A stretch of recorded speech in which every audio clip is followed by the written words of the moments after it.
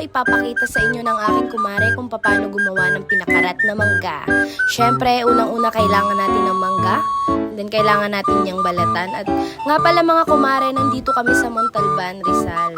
And then, ayan ang kanyang daddy. So, busy-busy siya sa pag-igib ng mga tubig na kailangan gamitin sa ating pagluluto.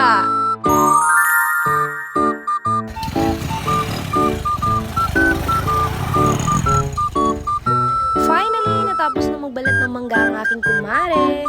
At ito nga pala ang tanawin lagi nakikita ng nanay ko tuwing umaga sa kanyang maliit na bahay.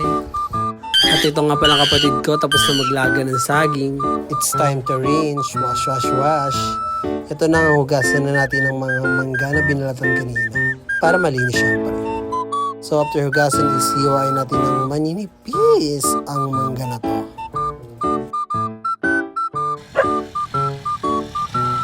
Mga kumare, ito silang nanay ko maghiwa ng mga sibuyas, bawang, carrots, patatas, sayote at kalabasa. At nagayat din ako ng kamatis at kalamansi para sa ating pinakarat na mangga.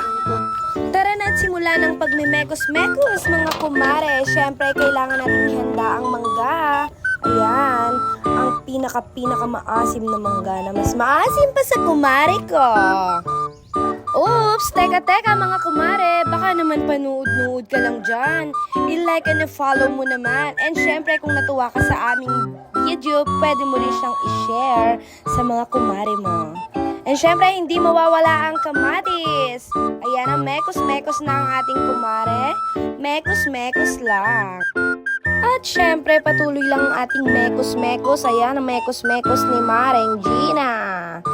And as you can see guys, ginamitan natin yan ng itlog na pula.